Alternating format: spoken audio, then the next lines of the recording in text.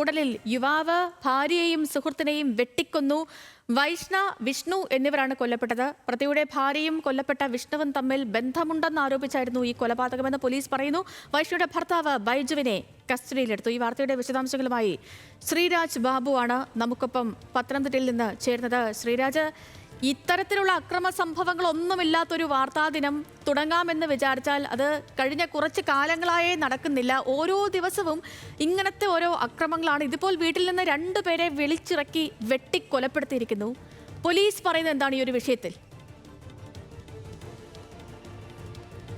സേതു, ഇന്നലെ രാത്രി 11:30 മണിയോടുകൂടിയായിരുന്നു നാടിനെ നടുക്കിയ ഇരട്ട കൊലപാതകം നടക്കുന്നത്. നമുക്ക് പിന്നിൽ കാണുന്ന ഈ ദൃശ്യങ്ങളിൽ കാണുന്ന ഈ വീട്ടിൽ വെച്ചാണ് കൊലപാതകം നടന്നത്.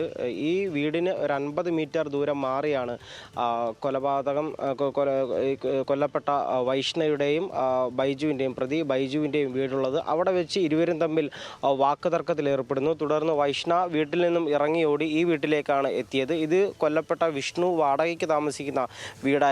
ഈ വീട്ടിൻ്റെ സിറ്റൗട്ടിൽ വെച്ചാണ് വൈഷ്ണയെ കൊലപ്പെടുത്തുന്നത്. കൊടുവാൾ ഉപയോഗിച്ചായിരുന്നു കൊലപ്പെടുത്തിയത്. തുടർന്ന് വിഷ്ണുവിനെ വീട്ടിൽ നിന്നും വിളിച്ചിറക്കി വിഷ്ണുവിനെയും കൊലപ്പെടുത്തുകയായിരുന്നു. വിഷ്ണു ആശുപത്രിയിലേക്ക് കൊണ്ടുപോകുന്ന വഴിയും വൈഷ്ണ സംഭവ സ്ഥലത്ത് വെച്ചും മരണപ്പെട്ടു. പോലീസ് എഫ്ഐആറിൽ പറയുന്നത് വിഷ്ണുവും വൈഷ്ണയും തമ്മിലുള്ള സൗഹൃദത്തിലുണ്ടായ സംശയമാണ് കൊലപാതകത്തിലേക്ക് നയിച്ചത് എന്നാണ് പോലീസിൻ്റെ എഫ്ഐആറിൽ പറയുന്നത്. എന്നാൽ വൈഷ്ണയുടെ പിതാവ് അല്പസമയം മുൻപ് നമ്മളോട് സംസാരിച്ചപ്പോൾ അദ്ദേഹം പറയുന്നത് ഇരുവരും തമ്മിൽ വൈഷ്ണയും ബൈജുവും തമ്മിൽ സാമ്പത്തികമായ പ്രശ്നങ്ങൾ, തർക്കങ്ങൾ ഉണ്ടായിരുന്നു. അല്ലാതെ മറ്റു പ്രശ്നങ്ങളൊന്നും ഇരുവരും തമ്മിൽ ഉണ്ടായിരുന്നില്ല എന്നാണ് അദ്ദേഹം പറയുന്നത്. സാമ്പത്തിക പ്രശ്നം ഏറെ കാലമായി. ശരി ശ്രീരാജെ, ഈ 2 പേരെ വീട്ടിൽ നിന്ന് വിളിച്ചിറക്കി വെട്ടിക്കൊലപ്പെടുത്തുന്നു. ഇതുമായി ബന്ധപ്പെട്ടുള്ള വിശദാംശങ്ങളാണ് ശ്രീരാജ് ബാബു നൽകിയത്.